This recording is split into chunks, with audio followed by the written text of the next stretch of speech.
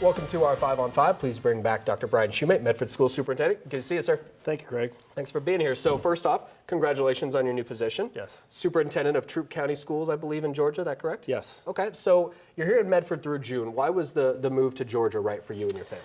Well, we've been here 5 years, and some things happened in our personal lives. My father passed away. My brother passed away.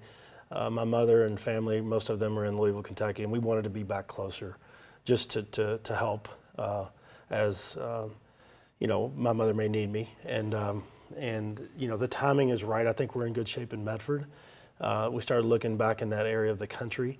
Our daughter went to University of Georgia, so we've been around there some, and have a good, you know, good respect for what's ahead, and it's a good situation there. But I certainly appreciate the opportunity that we've had here in Medford. People have been very welcoming, and very supportive of my leadership and the school district since I've been here, and we've made progress. I'm very proud of that. Yeah, excuse me for stepping on you there. So yeah, came out here from Louisville 5 years ago. What are you most proud of in those 5 years? Well, all of our metrics are moving. You know, we've got graduation rate up, test scores are up, attendance is up, enrollment's up.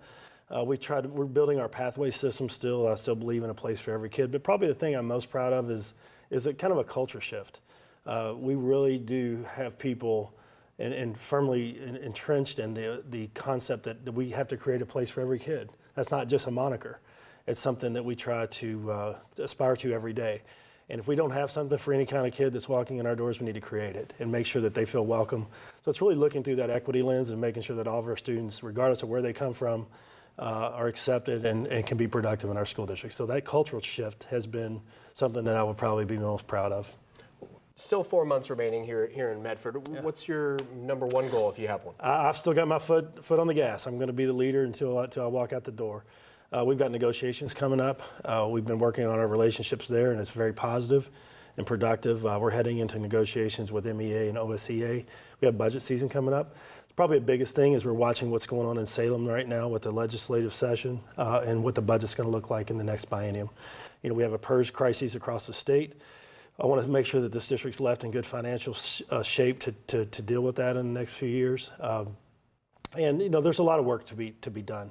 So to continue building our pathway systems, building relationships with our employees, continuing our community outreach, and working on the budget to make sure that we're really on a sound foundation as we move forward. You mentioned MEA. You guys are negotiating right now. I believe you came in after the teacher strike, and I believe you had an extension, or you reached an agreement while you were here, if I remember correctly. So where do we stand right now with that? Is that something your successor will come into? Or? No, we hope to get it finished by June 30th. We're just now starting that process. It just depends on how it goes. But so far, everything's looking good. We're having conversation, getting ready to start the process. Our board's very engaged. Their leadership is very engaged. We want to be fair with our employees and make sure that they feel good about working here. So hope to get that resolved by the time I leave. Okay, we're going to take a quick commercial break. Much more in a moment. Stay with us.